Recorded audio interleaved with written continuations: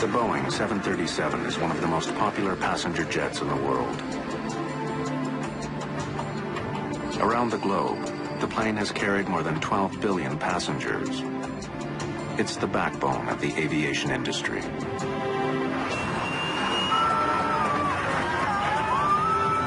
But in 1991, something happened on board a 737 that sent shudders through the world of aviation. Oh my Lord. A deadly crash has investigators scrambling. There was a time when I had doubts that we'd be able to solve it. It was like he was tracking a serial killer. The hunt for answers will take 10 long and grueling years. The fate of the airline industry hangs in the balance. And the mystery isn't solved until more than 150 people are dead.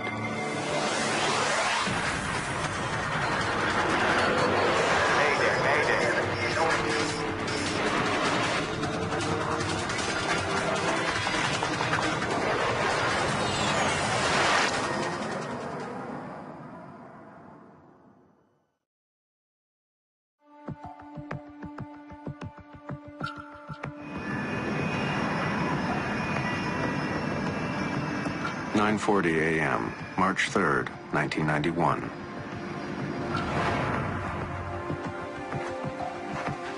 After a short 17-minute trip from Denver, United Airlines Flight 585 is on final approach into Colorado Springs. It looks like a perfect day for flying, but there's trouble in the air.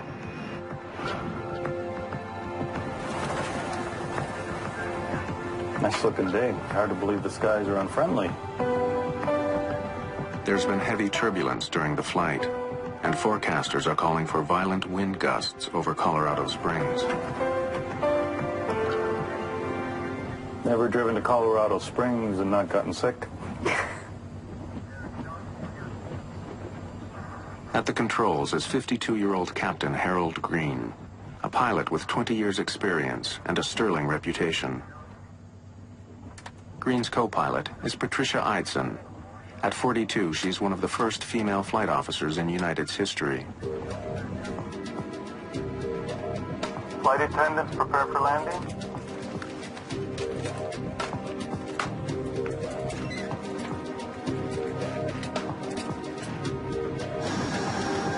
At Colorado Springs Municipal Airport, Air Traffic Controller James Rayfield is ready to bring Flight 585 in. United 585, report the airport in sight. Got it? Yep. Airport in sight, United 585. Lower landing gear. United 585 is cleared for a visual approach to runway 35. Weather conditions, wind 320 degrees at 16, gusting at 29. As their speed decreases, 585 becomes more vulnerable to the turbulence. Eidson wants to know what other planes have experienced on landing. Any reports lately of any loss or gain of airspeed? Yes, ma'am. 500 feet, a 50-knot loss. At 400 feet, a 50-knot gain. And at 150 feet, a gain of 20 knots. Sounds adventurous, thank you. Starting on down.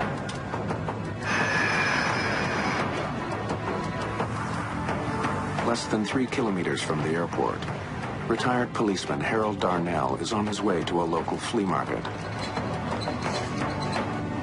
A kilometer above, Green and Eidson focus on keeping their speed constant as they descend. Wait, a 10-knot change here. Yeah, I know. Awful lot of power to hold that airspeed. As United 585 approaches the runway, Darnell feels something strange. Oh, what the heck was that? Out of nowhere, a powerful gust of wind strikes his vehicle, almost blowing him off the road. Another 10-knot gain. Twin flaps.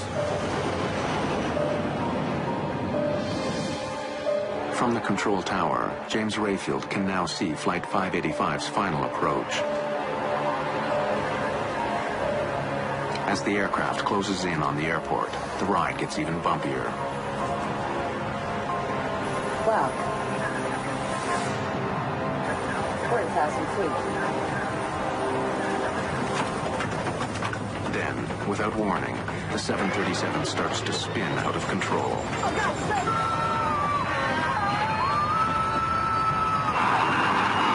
15 clocks! 15! Oh, my God!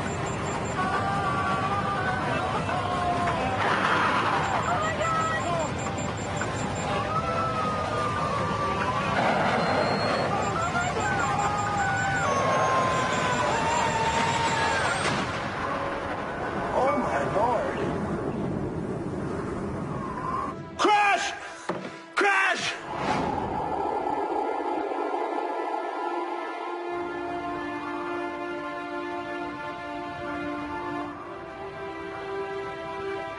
Rescue workers arrive within minutes, but there is almost no sign of the 737. The shattered remains of the 38-ton jet lie buried in a fire-blackened impact crater. The plane didn't skate or bounce, you know, like when a plane comes in normally and lands, it just nosed right in, and where it hits, where it stayed. And I came down here, and this is when I saw all of that. It was horrible. There are no survivors. All 20 passengers and 5 crew members are killed instantly by the high-velocity impact and exploding jet fuel. In 10 violent seconds, Colorado Springs has become the site of one of the most mysterious air crashes in aviation history.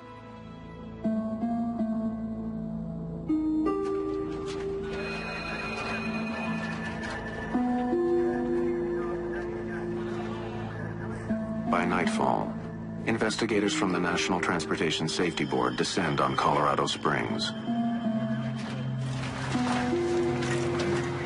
Known to insiders as tin kickers, NTSB investigators examine over 2,000 aviation accidents a year, at times by picking through the metal debris of fallen aircraft. While coroners mark the location of human remains in red, NTSB investigators mark scraps of metal in yellow, looking for clues to help them solve the mystery of what happened on board Flight 585.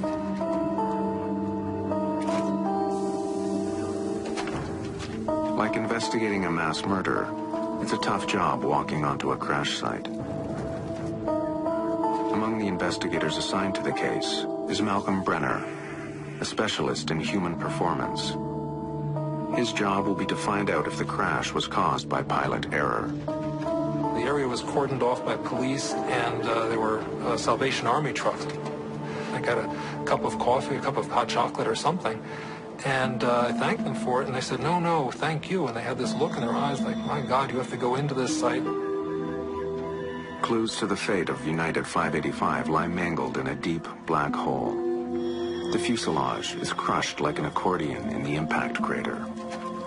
The rest of the plane is in pieces, spread over an area smaller than a football field, most of it twisted and burnt.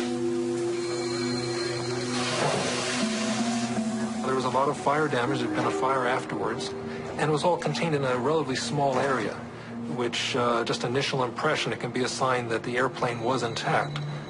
If there was a mid-air explosion or something came off the airplane, you'd expect that to be a much larger site. My first sense that it was going to take some time to investigate the accident was the damage that we saw in the parts. When they're burnt and broken, the process always takes longer. But with their work just beginning, members of the NTSB have no clue that the case of United 585 will become the longest crash investigation in aviation history.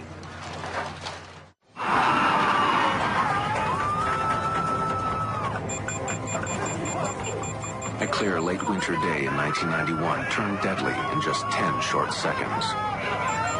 Moments from landing in Colorado Springs, United Airlines Flight 585 fell out of the sky at 370 kilometers per hour. All 20 passengers and 5 crew members died.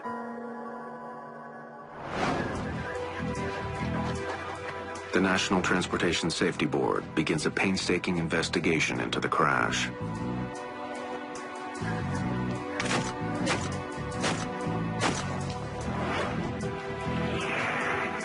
An important first step in the investigation is the analysis of the cockpit voice recorder. With pilot error a factor in 70% of air disasters, Malcolm Brenner's job is to see what role pilots Green and Eitzen played in the accident. This crew was, and I felt this at the time, was one of the more impressive crews I'd ever dealt with. There was a little bit of tension release, a little bit of humor. The captain said, Never driven to Colorado Springs and not gotten sick? the first officer suggested that they add extra speed as a safety margin. The captain agreed with it. It was good interaction. Got it? Yep. Airport in sight, United 585. Lower landing gear. This is a sense of an excellent crew, caught randomly, if anything. So again, that was my first impression, is that this would be consistent more with a hardware situation. As more about the flight of 585 becomes known, mechanical failure becomes a serious suspect. Just seconds before it crashed, the plane rolled onto its back and spun wildly out of control. Investigators wonder if the sudden motion was caused by the plane losing an engine or a wing. From the state of the aircraft on site, it's clear that it was intact at the time of the crash. What investigators don't know is if the engines were still working at impact.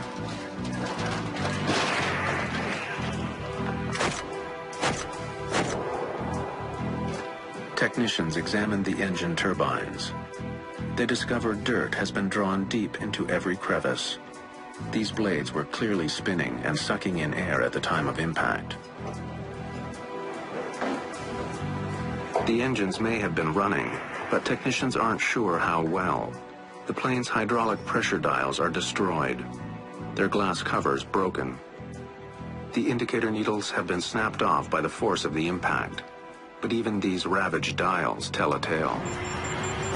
15 clocks, 15! On close inspection, investigators find a critical mark. At the moment of impact, a dent was made on the faceplate by the jarred indicator needle. It proves that when United 585 crashed, its engines were running normally.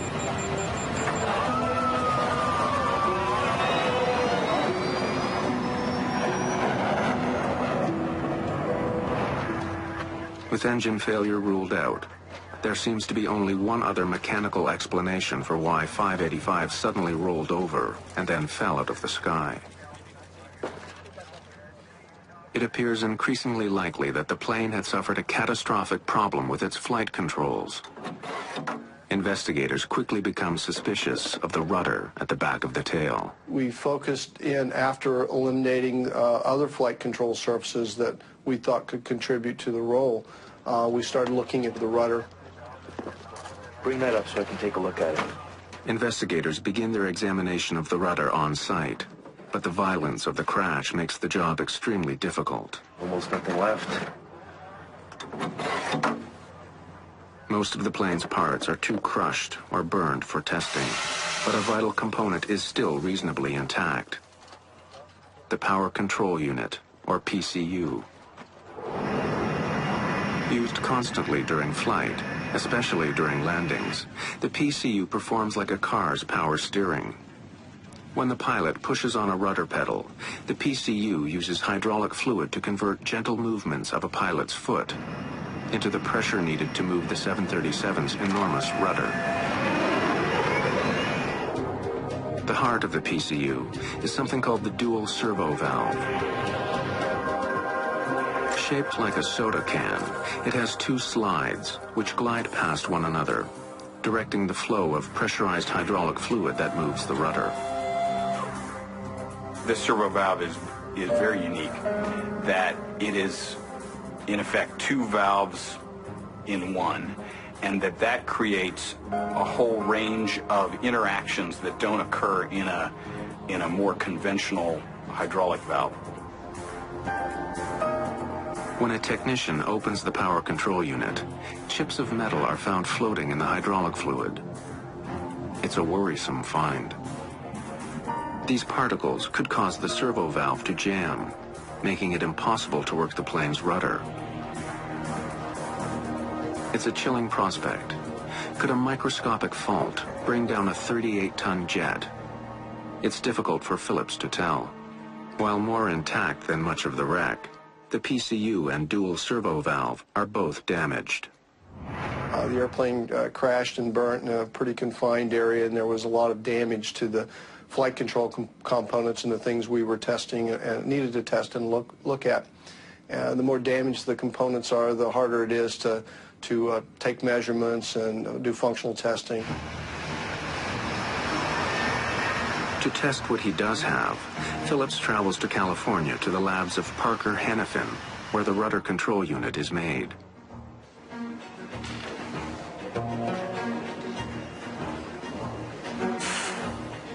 The curious metal chips floating in the PCU's chambers are dismissed. Filters, Phillips is told, keep them out of the delicate servo valve that directs fluid and moves the rudder.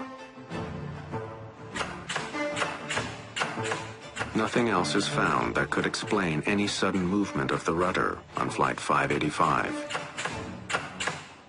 We didn't have any absolute indication or information that we could point to that said the rudder power control unit, the servo valve, or any part of that flight control system caused that accident. Phillips still suspects a mechanical problem, but with no conclusive evidence that the PCU or servo valve caused the crash, he is forced to sign off on the tests. It's a pass.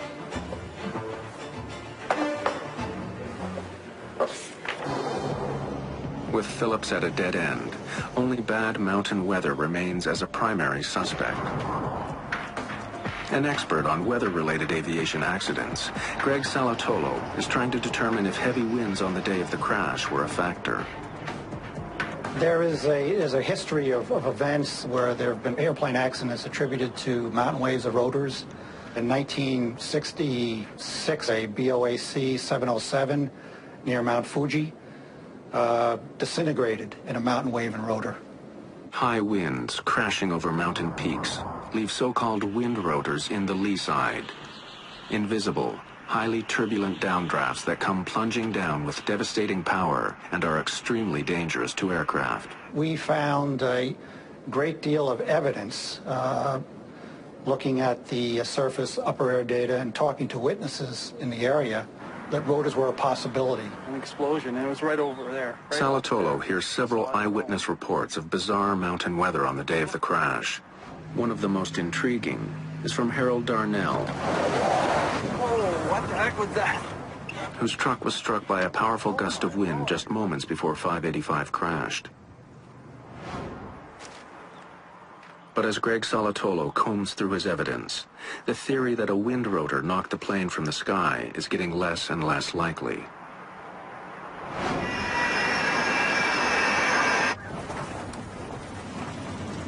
Nice looking day. Hard to believe the skies are unfriendly. Wind rotors are areas of extreme low barometric pressure. So if 585 did pass through one, its altimeter reading would have spiked as the plane was blown suddenly upwards.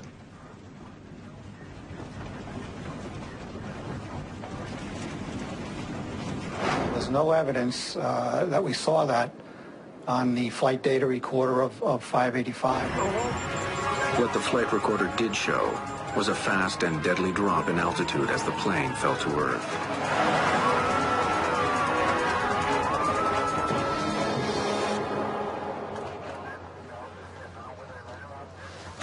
It's been 21 months since the investigation into the crash of United Flight 585 began, in which the NTSB has studied the crew, the weather, the rudder, and thousands of other pieces of evidence. They've come up empty-handed. For only the fourth time in its history, the NTSB releases a report which doesn't reach a conclusion. The cause of the crash of Flight 585 is undetermined. We had put a lot of time and effort into the investigation, and we just weren't sure what had happened. It was like he was tracking a serial killer. He was frustrated that they had not solved 585. He did not want that to happen again. But almost 2 years after the report on 585 is released, the killer strikes again.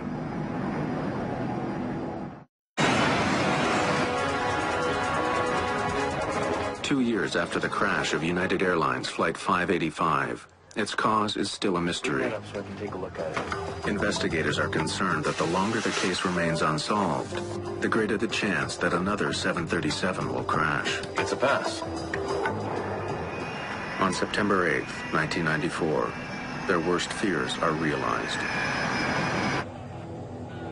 At 7 p.m. on a clear, windless day, U.S. Air Flight 427 is nearing Pittsburgh. Captain Peter Germano and First Officer Chuck Emmett are getting ready for their final approach. Folks, from the flight deck, we should be on the ground about 10 more minutes. Sunny skies, a little hazy. Flight attendants, please prepare for landing. I'll ask you to check the security of your seatbelt. Thank you. U.S. Air 309, descend and maintain 6,000.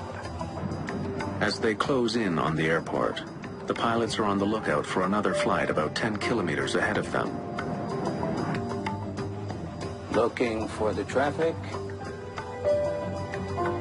I see the jet stream. As they pass through turbulence left behind by the other flight, their jet suddenly and alarmingly rolls left. Hold on, hold on. Hold on, shoot! Nothing the pilots do seems to have any effect.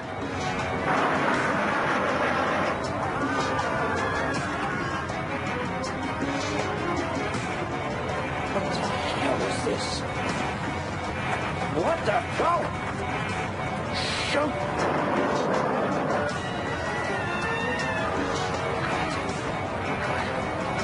427, emergency!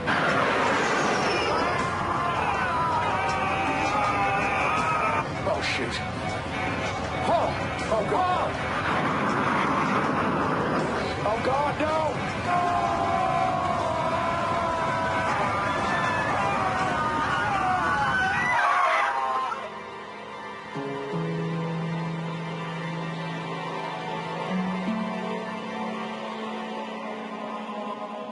Rescue crews arrive quickly, but the fate of Flight 427 is tragically clear.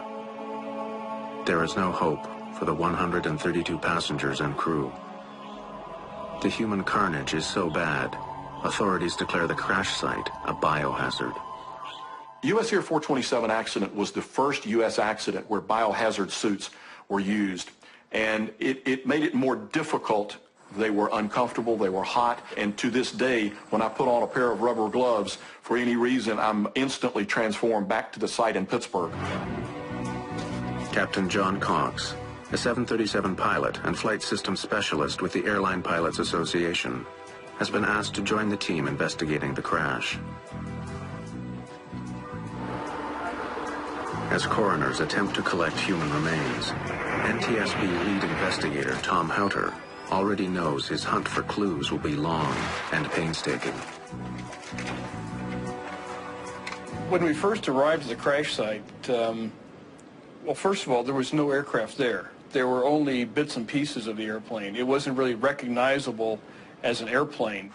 With the help of eyewitnesses, information from the flight data recorder, and the cockpit voice recorder, investigators begin to quickly see some striking similarities between 427 and the unsolved case of United 585. In fact, they seem to be mirror images of each other. On final approach, United 585 rolls right, while U.S. Air 427 rolls left. Hang on. Both crews are caught by surprise, and after just a few terrifying seconds, both aircraft plummet straight into the ground. Certainly the whole team was aware of the previous accident with United 585 in Colorado Springs. We try to keep that in the back of our minds and take a look at this one as to what it presents to us. As the investigation continues, the list of similarities grows. 427's engines were also attached and functioning at the time of impact. But for all the similarity, there is one important difference. Unlike United 585, as U.S. Air 427 approached Pittsburgh, weather conditions were dead calm. Folks, from the flight deck, we should be on the ground about 10 more minutes. Sunny skies, a little hazy. Taking a look at the flight data recorder information, the aircraft's approaching Pittsburgh. It's an extremely smooth night. There's just no turbulence at all. The pilots are relaxed. They're talking about the landing. Flight attendants, please prepare for landing. Ask you to check the security of your seatbelts. Thank you. As he did in the case of United 585, Greg Phillips will once again lead the investigation into the mechanical aspects of the crash. Almost immediately, he makes a promising discovery.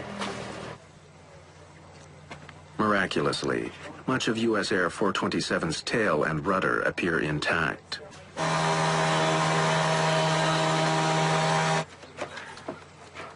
The hydraulic devices inside the tail have also sustained very little damage.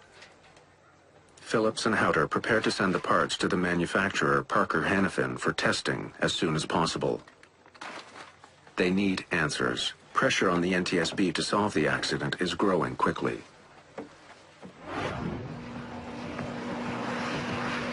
Not only are the crashes of flights 585 and 427 disturbingly similar, both of them involve the same kind of airplane, a Boeing 737. But with serious questions being raised about the plane's safety, billions of dollars, and perhaps the airline industry itself are at risk. We couldn't live with the fact as investigators of having two unsolved 737 accidents. The airplane is in too much use, too wide a use around the world. It carries too many people every day. Unsolved was not an acceptable answer. There was a great chance that if there was a third accident with the 737 fleet under similar circumstances, that the 737 fleet would have been grounded. Careful with it. The investigation into the crash of Flight 427 may be the most important in the history of the NTSB, but it won't be easy. Answers are still years away. In just 3 years, 2 Boeing 737s have crashed in the United States with no survivors. In both cases, the planes were moments from landing. Flight attendants, please prepare for landing. And in both cases, the planes were under full power, but the pilots were unable to control their jets.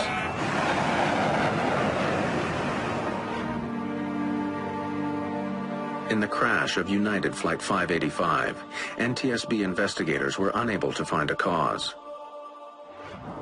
Now, they're searching for clues into the second, U.S. Air Flight 427. As the investigator in charge, I never allowed myself to think this investigation could go undetermined.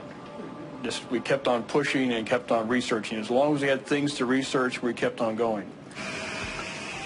To find their killer, the NTSB can't afford to rule anything out. From the possibility that a collision with birds brought 427 down, to strange, even bizarre theories. They looked at electromagnetic interference. They got calls from people saying it might be Russian death rays. They considered everything.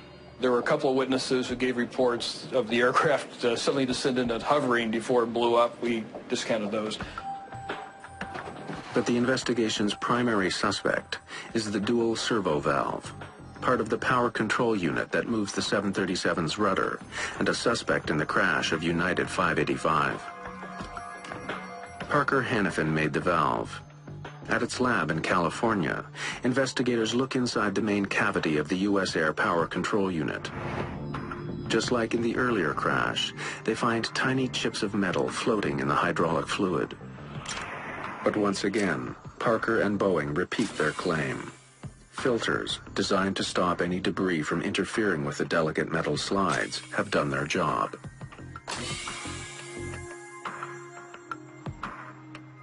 Investigator Greg Phillips wants to be absolutely sure. If the chips were blocking the slides, they would have left tiny scratch marks behind where they rubbed against the metal. But Phillips can't find any. Another pass. Okay. Phillips has technicians put the servo valve from Flight 427 through as many tests as he can think of, trying to find a weakness. If he can find one, it could explain why two planes were ripped from the sky. But once again, he comes up empty. That unit passed all its operational tests. There wasn't any indication that it had failed, and it operated within the parameters we expected it to. It's been almost 2 years since the crash of Flight 427, and the investigation has stalled. Now, 2 737s have gone down in startlingly similar ways, and investigators still don't know why. We were all frustrated as months wore into years. What were we missing? It definitely took a toll in their personal lives. They worked incredibly long hours. They never stopped thinking about it. We were going up against an aircraft that had an incredible safety history. It was really everything you could see for 30 years. This has been a great airplane. We were trying to prove that there was something wrong with the straight A student.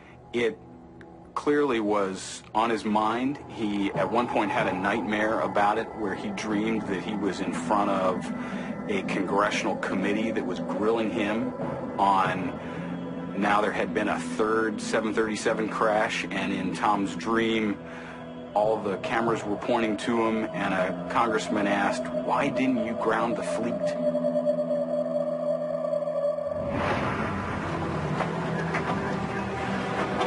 Unsure of where to look next, and with the trail of evidence getting colder, investigators need help. On June 9th, 1996, they finally get the break they've been looking for.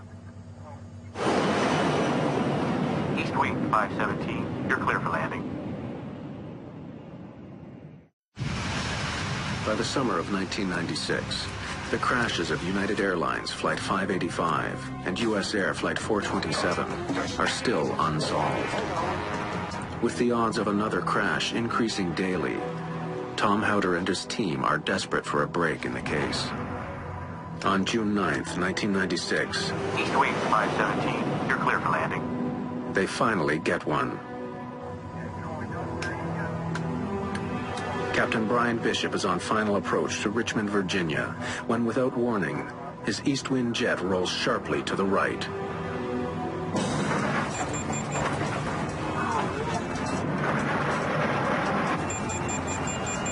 We didn't know to what extent, but we knew we had a problem with the rudder. I turned the yoke the opposite direction and stood on the opposite rudder pedal. The pedal didn't move for me. For over 30 seconds, the 737 flies in a precarious right bank as Bishop fights to keep it from rolling over. Then suddenly, the unknown forces holding the jet let go, snapping the wings back to horizontal.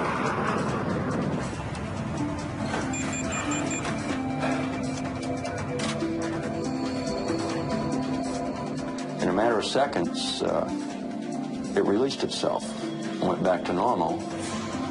We had started the checklist. Almost before I could finish the sentence, all of a sudden there was just a wham.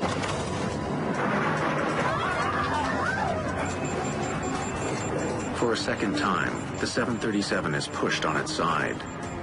For a harrowing half minute, the 737 takes on a life of its own. Then, once again, as quickly as it began, the rollover stops. After the second time, I looked at the first officer and I said, "Declare an emergency." Tell the controller we have flight control problems.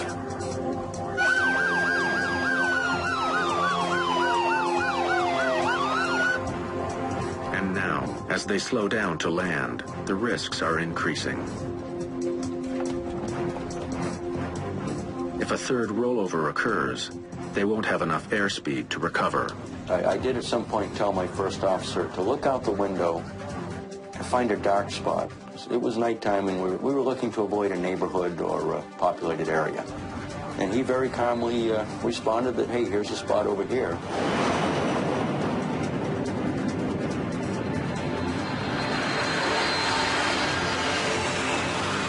But there is no third event. Bishop brings Flight 517 in high and fast and lands safely.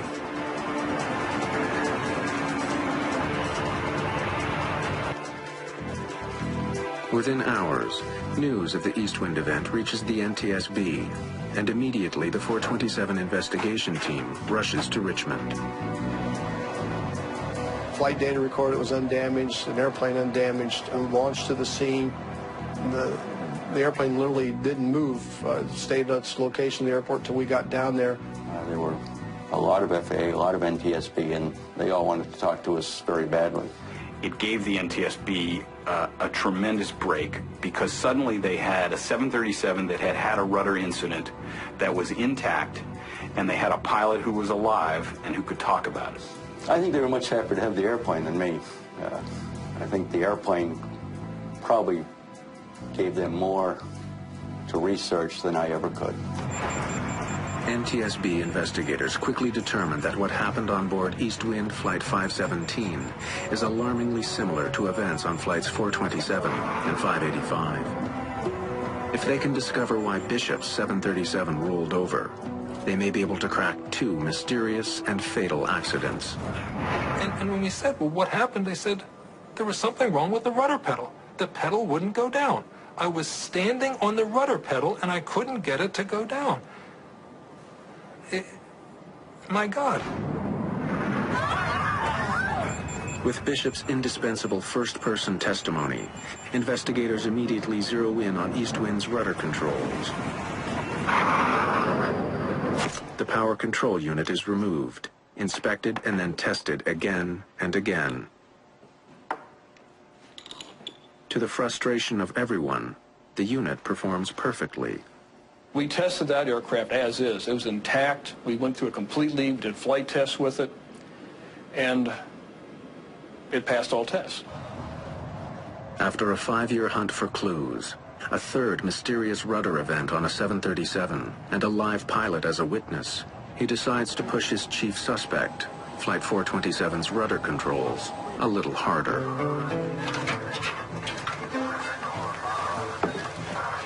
One fellow mentioned a test they had done in the military of a thermal shock, where if you had the actuator being very cold and put in very hot hydraulic fluid, it would cause it to react in strange ways.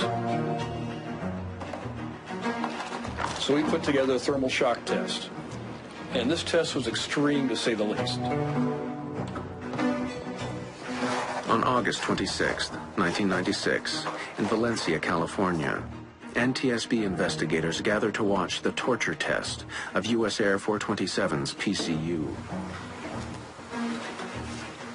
After soaking it in dry ice, the PCU is blasted with nitrogen gas to simulate the -40-degree temperatures at 10,000 meters. Then, it's quickly injected with hydraulic fluid, superheated to 77 degrees Celsius, and given the command to start working. As we were standing there listening to the actuator move left and right, it stopped. And it was not commanded to stop. It just jammed. Stopped working completely. Take a look. Systems investigator Greg Phillips now asks that the valve be taken apart and scanned for scratches.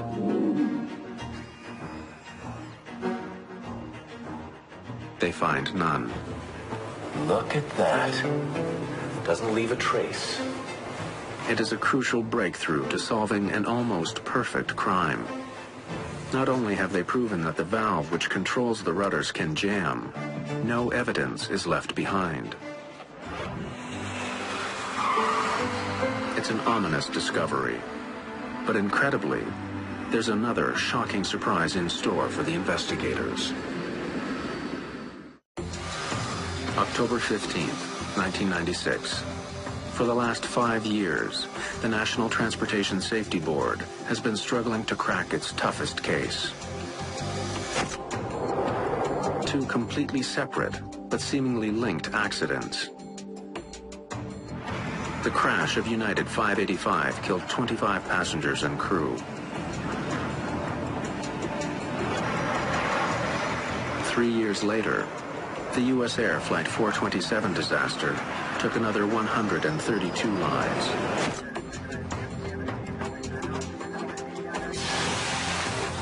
Now, after examining hundreds of clues, investigators have made a surprising discovery. A new test has revealed that under the right circumstances, the hydraulic valve that moves the 737's tail rudder can jam. It just jammed.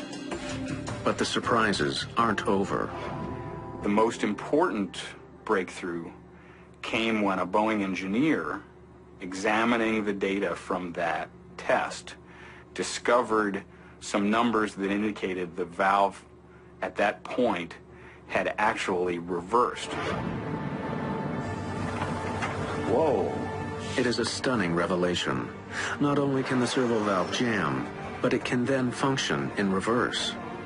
It means that any time a pilot tries to correct a rollover by pushing on the rudder might turn in the opposite direction, causing a fatal accident. And the reversal is like driving your car.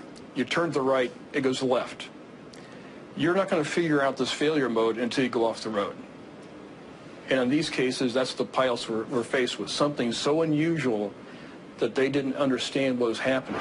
That would explain why the first officer, Chuck Emmett, would keep his foot on the rudder pedal, because he's thinking, why isn't the plane going right?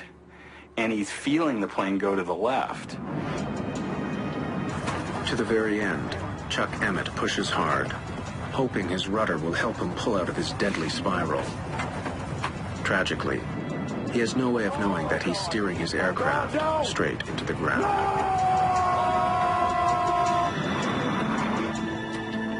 Ever driven to Colorado Springs and not gotten sick?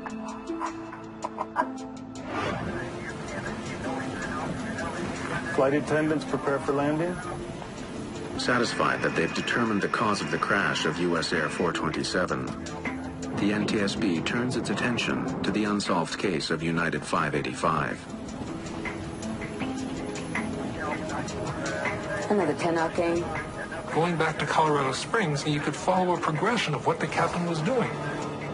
He's close to the ground, and suddenly, under rudder reversal, he puts on a little bit of pedal. The pedal violently pushes his leg back. 15 flap. 15. Rudder reversal certainly fits what I know about this crew and how it fits. We were able to show the failure mode. It matched the flight data recorder from each aircraft. It fit like a glove. So we now had a lot more information we could apply to United 585. And based on that, we redid the accident report. Oh my God! Oh my God! From rudder reversal to impact took less than 10 seconds. 585's flight crew had no chance to save their plane or passengers. In the aftermath of the investigation, sweeping changes were made to improve the safety of the 737 and the entire aviation industry. New training protocols were designed to help pilots react to unusual in-flight events. In the 737 fleet, pilots are now trained on how to react to both rudder hardovers and reversals. The scenario of the US Air 427 accident, if the crew had the information that we have today, I believe they would have landed safely in Pittsburgh that evening. The FAA also directed Boeing to redesign the rudder's dual servo valve to eliminate the potential for reversal.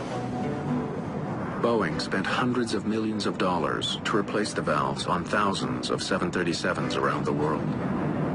One thing we don't like at the safety board is to have an undetermined accident, because then we can't make a change to improve safety. So out of US Air 427, United 585, we have a much safer 737 fleet.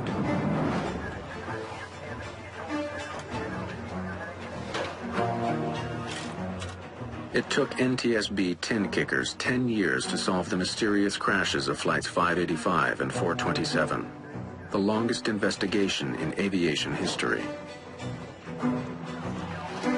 There are still some people in aviation who don't think the NTSB got it right. But I became convinced after talking to many people, pilots, engineers, people at Boeing, and spending a lot of time with the investigators, that they did get it right. Since the replacement of the 737 servo valves, there has not been another similar crash of the most popular, most profitable plane in the world.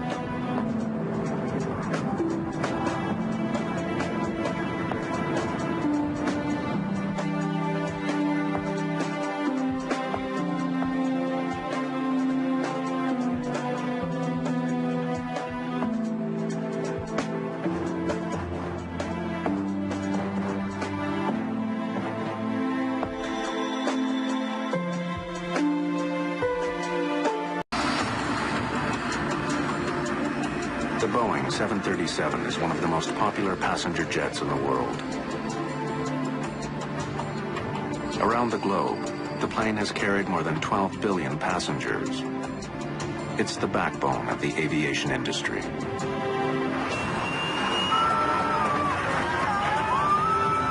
But in 1991, something happened on board a 737 that sent shudders through the world of aviation.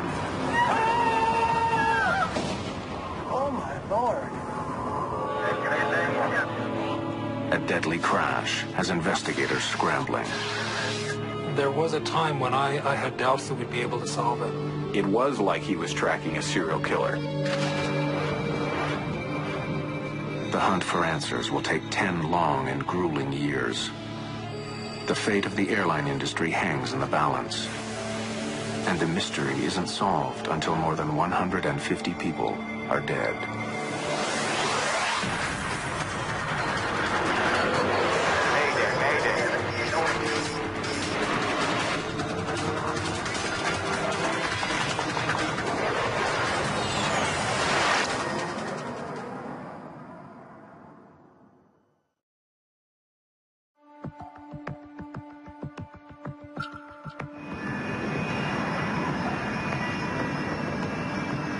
(9:40 a.m., March 3rd, 1991.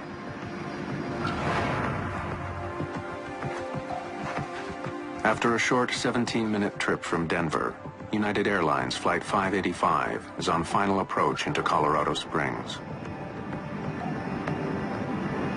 It looks like a perfect day for flying, but there's trouble in the air.